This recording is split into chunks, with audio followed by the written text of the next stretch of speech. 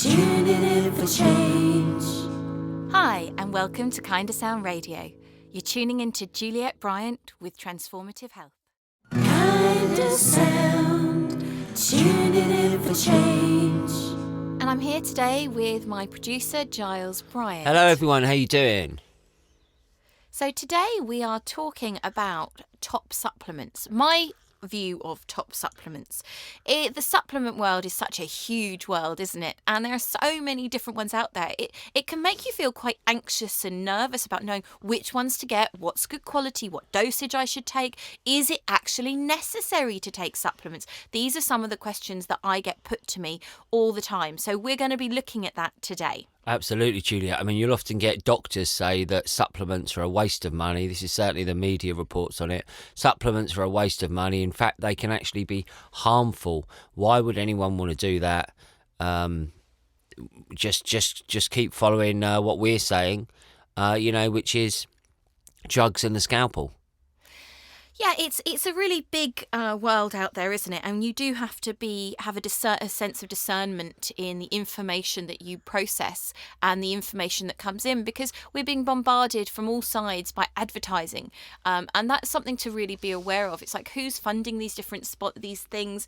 Where is the root of it coming from? And so when I look at supplements and I look at our health today, one of the things that comes to me is the fact that most people are not eating a balanced enough diet to get all the nutrients that they need. Now, this happens for many different reasons. One of them is the fact that our soil has been overproduced. It's been overused, and we're not putting in the right nutrients to really re-sustain and re-encourage the soil to be as nutrient-rich as it can. So food grows, obviously, from the soil. So if the nutrients aren't there, the nutrients aren't going to be in the food. I'm sure that the gardeners out there will have seen that if they they grow the same vegetable in the same spot year after year, then problems start happening, and we can times that up many times in global farming, can't we? In monoculture farming. Exactly, and that's where the use of more pesticides and herbicides and fungicides and all these things start to be used, because we're using the land in the wrong way. We're not following the permaculture traditions. We're not really looking into the depths of the soil. And I know, Giles, you're talking to a permaculture expert in a few weeks on your show, which will be brilliant to hear. Yeah, he's coming up next week. Yeah, next John week. Barker. That's great. So, there's lots of really exciting stuff that is happening to regenerate the soil. But there was a study done recently that showed that an orange 50 years ago is the equivalent of 10 oranges today in the vitamin C content. So that is a massive difference. And there's more vitamin C in a rose hip than a current traditional orange. So we can see that obviously the quality of the nutrients isn't there so much. So we do need to look at supplementing, because the thing is, our body requires nutrients to run. And this is something that we're going to be getting into more and more over the weeks, the different nutrients, where we can get it and all those kind of things. But we're really going to look today at supplements and how we can use them to best support our health and well-being, and what the key nutrients are that our body really needs. So the first one that we're going to look at is very, very topical at the moment, and it's vitamin D. Now, I've been talking about vitamin D for a very long time to people and about the necessity for it, but now we are getting it in the mainstream media, the reports of the importance of vitamin D, especially if you're living in a climate in the northern hemisphere, the north of the northern hemisphere, where it's cold and we don't get enough sunlight traditionally about 7-8 months of the year. So we actually need to look to supplement vitamin D, because vitamin D is essential for over 900 functions in the body. So what does that mean? Let me break it down a bit more simply. It means that in your body, 900 reactions require vitamin D. Now, if you don't have enough vitamin D in your system, those 900 reactions are going to struggle. Some of those reactions are things like the immune system, the heart, the hormone health. They're very fundamental things. Mental health as well is affected. So it's a really, really key thing that we look at and we start addressing the need for vitamin D. So when we start to look at that in greater detail, you think, well, okay, so the RDA for vitamin D, so that's the recommended daily amount for vitamin D, is 400 IUD. Now, this is a very, very small amount. And from the research that I've seen, and there's quite a lot of it out there, we really need to be taking between 4,000 and 6,000 IUD to maintain our levels of where we're at. So this is 10 times more approximately than we're being told to take. So this is something we really need to start to address. As I said, one of the key things that vitamin D does is it supports a healthy immune system. So we really need to look at that. Now, you can get your levels tested with your doctor if you're not sure, if you want to check before you start taking a supplement, then this is something you can do. You can go to your doctor and say, please, can I have a vitamin D check? And Juliette, doctor's surgeries at the moment, obviously, we're this is in COVID times. You can't even get to see your doctor; they won't even see you. So, what can people do? Can they get their online test? There are different places. If you type in vitamin D test, there are different places online that do it. But your doctor will allow you to go to get a blood test done at a drop-in centre. That's something that is still happening, and that's absolutely fine. And obviously, if you're worried about your immune system, doctors are now very aware of the vitamin D deficiencies, and they're linked to things like COVID. When we have strong levels of vitamin D, this has been shown to mitigate a lot of the symptoms, and also, not just of COVID, but of flu and lots of other conditions. So we really need to start looking at this, especially now in this, I'm in England and the sun is finished. We've kind of come to the end of summer and we're getting into the darker, colder months. We really need to start addressing this now so we don't become deficient. And so, as I said, I would recommend between 4,000 to 6,000 IUD a day.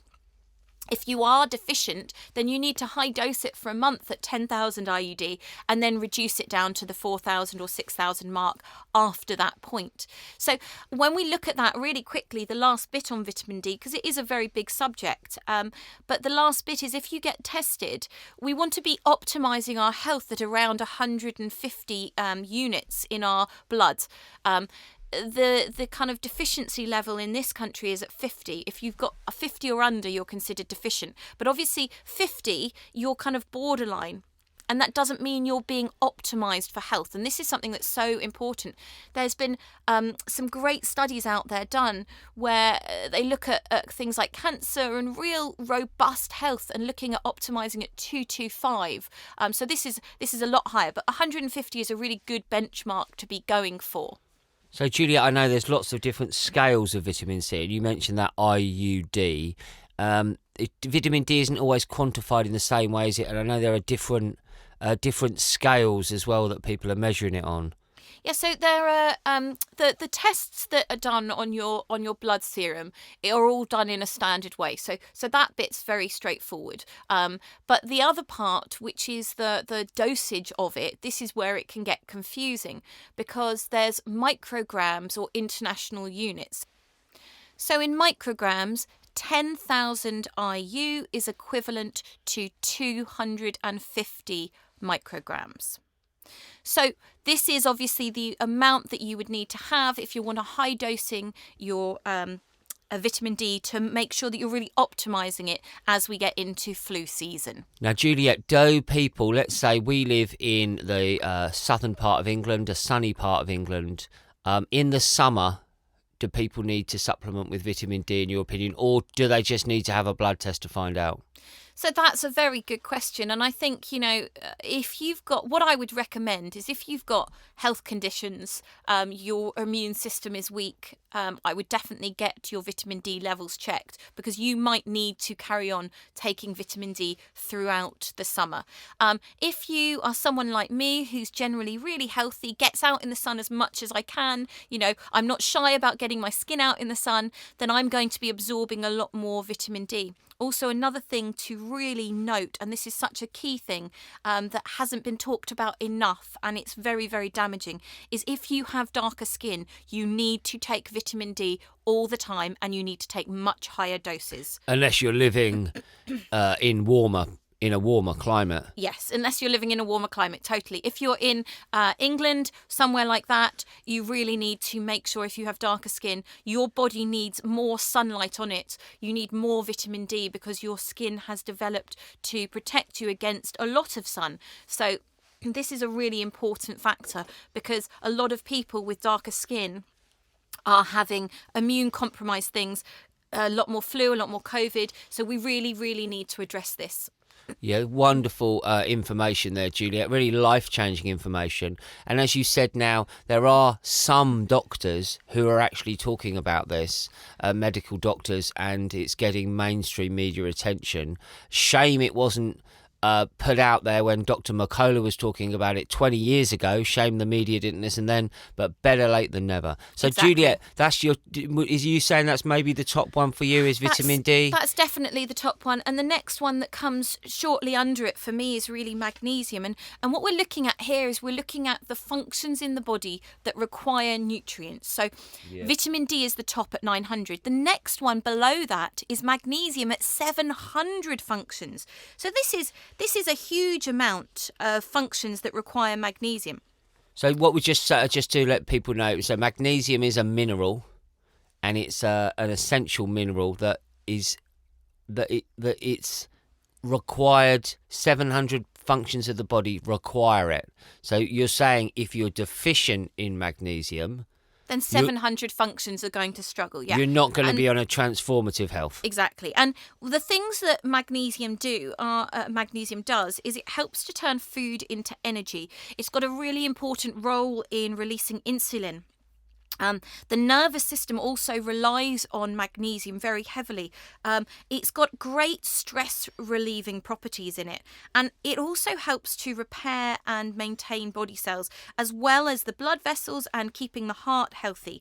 Another role of magnesium that is so key, that isn't talked about enough, is it's important in strong teeth and bones. Now, we all think of strong teeth and bones as calcium. This is what we're told. We need calcium for strong teeth and bones. Or you need to drink your cup of milk to get your calcium so that your bones are strong. But actually, this is not entirely true. The main nutrient that we need is magnesium, and also vitamin D, because they help our body to create calcium within it for strong teeth and bones. So magnesium has a very, very high functional role in strong, healthy bones. So this is really key for this. Magnesium is also very important to help us relax our muscles, also for PMS, for premenstrual symptoms and depression. The production of neurotransmitters relies heavily on magnesium. So those are just some of the functions, and you can see how important all those functions are, that they're really key things. So we need to make sure that we're getting enough of this. So where do we find magnesium in our diet? That's the first place we should look. How can we get magnesium just in everyday life without supplementing it? Well, nuts, whole grains, nut butters, leafy greens, and cacao, so raw chocolate, which is the most bioavailable form of magnesium. So these are all ways that we can be getting it into our diet on a regular basis. But what I would say is that if you're struggling with stress or irritability or irregular heartbeats or cramps, muscle cramps or depression, any of those things, then I would really recommend that you start supplementing with magnesium. And there are some great ones out there. One of my favourite, it's called Magnesium Calm, and it's a powder form of magnesium. And you put it in water, half a teaspoon a day, and that works wonderfully. It's just helping you to feel relaxed and calm. It's great for children to have that who are struggling with anxiety or panic attacks. It's been shown to be really effective for that. The other thing that you can do, which is one of the things that I do every day, is I put my Epsom salts into my bath and I lay and soak in the bath. I always add some essential oils like rosemary as well, very good for easing the muscles. And that's a great way because your skin is the most absorbable organ in the body. So it's going to be absorbing those nutrients straight in. So the Epsom salts are magnesium salts. Exactly. So it's another way to absorb it in. And I've heard that going to the seaside, being by the ocean, is also a wonderful way to fill up your levels of magnesium because of the salts.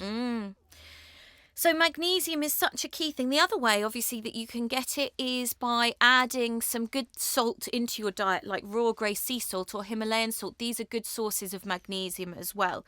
A lot of people, one of the things that you can use magnesium for, which is very, very helpful, and there are more and more products out there like this, is magnesium. One of the effects it has in the relaxing of the muscles is it allows you to go to the toilet more. So some people who are blocked up down below take magnesium to allow them to go to the toilet with more ease. So having magnesium at night can help aid your sleep, but also help you in the morning to flush out your system in a nice, easy and effective way, which is really important. We all need that. Amen. So Juliette, what is the recommended daily amount for magnesium? So the recommended daily amount for magnesium is 300 milligrams. And, I would recommend with magnesium that is a good amount to have. Because obviously with magnesium it's going to affect your bowel movements if you take a lot. Right. You don't okay. want to take too much unless you specifically are high dosing it for the reason of flushing out your colon. There are products on the market now, colon cleanse products, which are high dose magnesium in order to oxygenate your colon and give it a good colon cleanse. But other than that, I would stick to the RDA with that. Get a good magnesium supplement and also make sure that you're having it from food sources as well. Where possible, there is nothing like real food sources to get your nutrients from. This is my optimum way that we should be getting it. Finding the sources that are the richest in it and trying to have it from there. Obviously, if there's not enough in those food things, then supplementing it as an add-on, but not neglecting the food as the kind of key area. So what you're also saying here, Juliette, is that supplements, people often think that a supplement is a synthetically generated, chemically generated thing. You're saying that the supplements we should try and get should also be made from foods. Is that right? That's exactly right. So I make lots of different superfood mixes. So I have a super green mix and a vitamin C mix and lots of other ones that are all based on whole foods in powdered form. So you're getting these really concentrated amounts of things like spirulina and chlorella and wheatgrass and blue-green algae and camu. In the vitamin C mix I do, it's all whole food vitamin C, the top sources on this planet, in a really concentrated form so that your body knows what to do with it. Our bodies are super intelligent and we're designed to process foods, not synthetic chemicals. So when we can get our foods from those sources, this is really optimum. Yes, because I think that's one of the criticisms that people have laid on supplements is that, well, your body doesn't know what it is and it will just reject it. I'm sure listeners have seen those multivitamin pills, and it's got all these incredible, what an array of supposed amounts of these different foods. But can our body absorb them? And I think that's one of the things the criticisms has been. So if the supplements are actually foods, what's in those supplements is just real food, then your body knows what it is and it can absorb it and benefit. Exactly, and I think there are more and more brilliant supplements out there.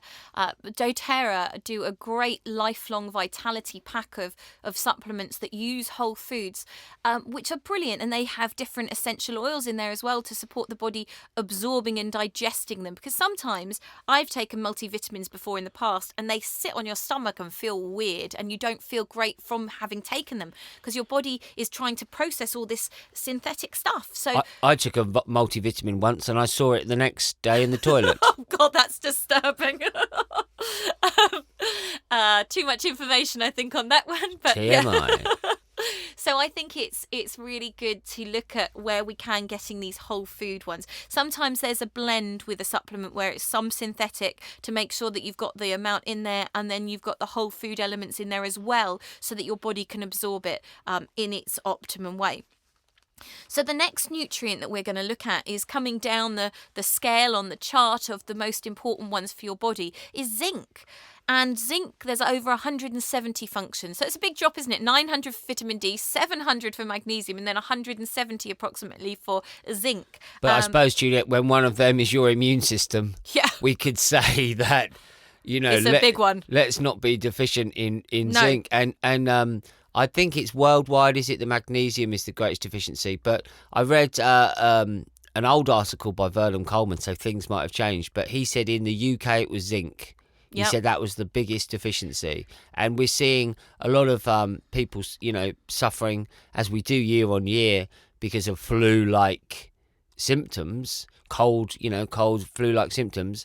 And if they're deficient in zinc and their immune system isn't functioning, or deficient in vitamin D, their immune system isn't functioning as it could, is it any surprise? Yeah, and there was a study done recently that was published in the British Medical Journal that showed 700 teenage girls. It was done on, and it looked at their zinc levels, and they were 2/3 of them were deficient, and it said that this is possibly going to be the next epidemic deficiency within the UK.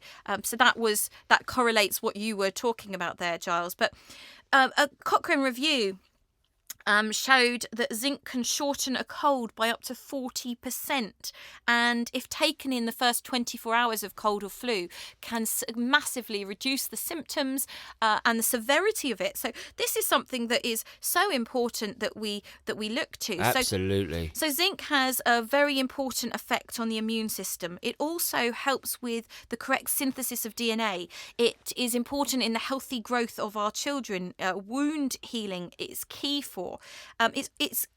When we look at the immune system, it's the controlling and the regulating of the immune response and the body's ability to attack infected cells. That's how zinc is specifically working. So this is a really important thing, because we have so many different things attacking our bodies, and zinc helps to kind of maintain and regulate the response that is needed for each of those things. Scientists have been showing that deficiencies increase our susceptibility to pathogens. So this is really important at this time, that we make sure we have enough zinc in our bodies. Zinc is a trace element. So where we can find zinc: beans, nuts, whole grains, pumpkin seeds are a great source of it, meat, peas. The highest source of zinc and the most absorbable is raw oysters. Well, I'm not having any raw oysters, thank you very much. Either. But I'm going to have some sunflower seeds and some pumpkin seeds. Pumpkin seeds and some hemp seeds, and Yep. and that's going to pump me up. I mean, one of the other things I know, and I really feel for the men out there who struggle with it, is sexual function. And men, if you're not getting enough zinc. Yes, very important for our sexual function, especially in men. Zinc also has been shown to reduce the severity of diarrhea. There was a study done in Bangladesh where they gave people who had severe diarrhea, we're talking about a course of zinc for 10 days, and the diarrhea went in these people. And what they found, which is so interesting in this study, was that the diarrhea didn't then come back, which is brilliant. So it can support that. It's also got a crucial role in regulating our neurons communicating with each other, and this has a profound effect on how our memories are formed, so very useful in the memory front. So you can see how important zinc really is. Indeed, Juliette, and if people could just overcome these deficiencies, if we had just sound health advice, just think how healthy people could be. Yeah. You talked about this for fertility. I mean, think of the thousands just spent on that. I know. People struggling, and it might just be that they were deficient in vitamin D, Yeah. or they were deficient in zinc. It could just be that. It might be so much more complex than it probably is. But if we can get these nutritional things right, like you say, when needed, with good quality supplements, we could save so much suffering in the world. We really could. And on the fertility thing, magnesium, vitamin D and zinc and essential fats are some of the keys to look at to make sure that you are in a good state fertility wise. And you know what, it doesn't cost a lot, and it's not going to do you any harm to take those supplements and give it a try. And I think before we get into invasive treatments and all the rest of it, nutrition should always be the first port of call. Yeah. Obviously, if you ever have any serious health complaints, do go and see a healthcare practitioner. Yep, This is always. really, really important. Or phone them up nowadays. Exactly. Might really go see them. But take that action and check always take that with action. that. But you can also at the same time start looking at what you're eating, what you're consuming, and what you might be deficient in, and start making a move on that.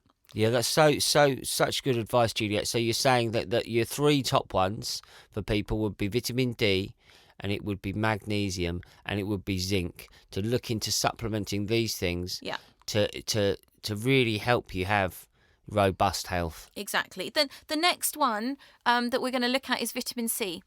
Because vitamin C is water soluble, so we don't hold stocks of vitamin C in our system. We lose it quickly. So having it on a daily basis is very, very important. A large number of our biological processes need vitamin C. It's used to make collagen, which is a protein that makes our skin and joints and bones strong. It helps speed up wound healing. It helps with the formation of red blood cells. It keeps disease-fighting white blood cells really active. So that's really important. And again, studies are showing that it helps to reduce the severity and duration of colds and flus. Dr. Linus Pauling, who was named the father of vitamin C, did a lot of incredible work, and he said that if you had something like cancer, if you took up to 10 grams a day, this would have great anti-cancer fighting properties within it. Vitamin C is also so important for our heart health. It helps to repair damaged arteries, and also it helps to remove arterial plaque, so the plaque around our heart. This is really, really key that we keep our heart healthy when so many people are dying of vitamin C, of heart issues. And heat destroys vitamin C. So having it from raw fruits and vegetables is a really good thing.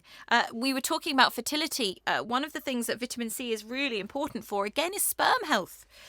Also our eyesight, skin. A lot of skin conditions have been shown to be linked to vitamin C deficiencies. So we really need to be having vitamin C on a regular basis. Oh, absolutely, Juliette.